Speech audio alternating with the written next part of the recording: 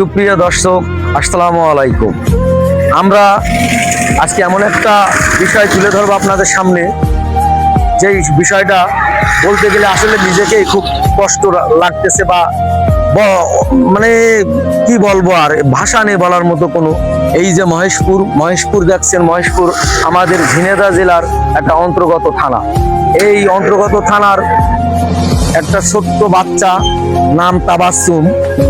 ওনার মা একজন এনজিও কর্মী ছিল। গত 26শে ফেব্রুয়ারি ঘটে যাওয়া এক মর্মান্তিক বা হৃদয় বিদারক ঘটনা, যেগুলো না বললেই নয়।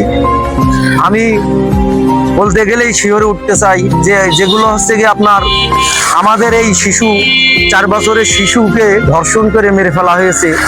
এ ব্যাপারে আসলে বলার মতো কিছুই আমার নাই। বাংলাদেশ সরকারের কাছে আমি একটাই আবেদন করব, যে এই শিশুকে যারা এইভাবে ধর্ষণ করে নির্মমভাবে হত্যা করা হলো, তাদেরকে আইনের আওতায় এনে খুব দ্রুততম সময়ের ভিতরে কঠোর একটা বিচারের মুখোমুখি করে দাঁড় করাতে এবং সরাসরি ফাঁসি দিলে আমি মনে করি সেটাই কার্যকর।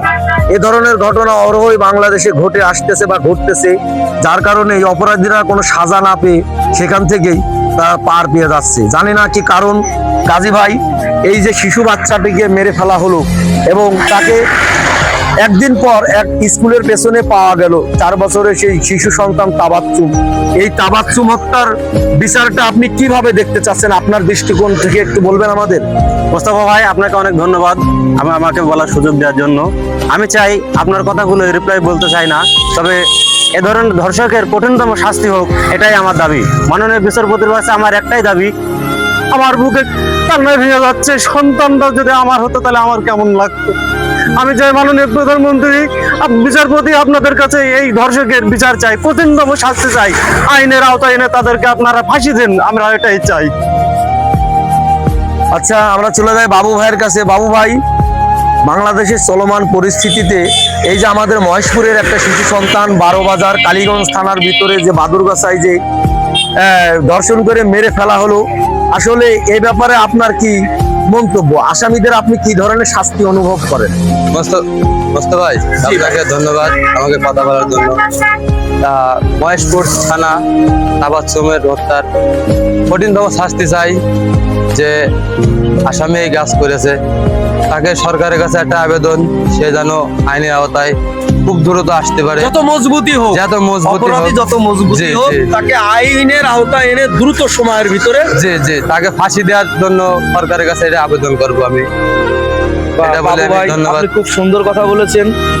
আসলে অপরাধী যেই হোক, শুধু মহেশপুরে না, গোটা বাংলাদেশে প্রায় জায়গায় আমরা লক্ষ্য করতেছি যে এই ধর্ষণের মাত্রা অতিরিক্ত হচ্ছে।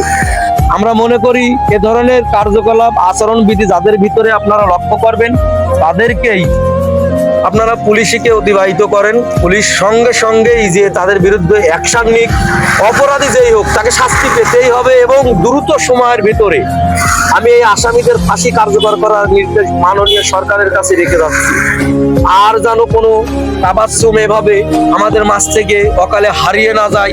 বাবু ভাই, সেন্টু ভাইয়ের আর কোনো সন্তান যেন এইভাবে আমাদের মাঝ থেকে অকালে হারিয়ে না যায়, সেই প্রতিবাদ আমাদের সবাইকে গড়ে তুলতে হবে। এই বলে আমি আমার বক্তব্য শেষ করছি। আল্লাহ হাফেজ।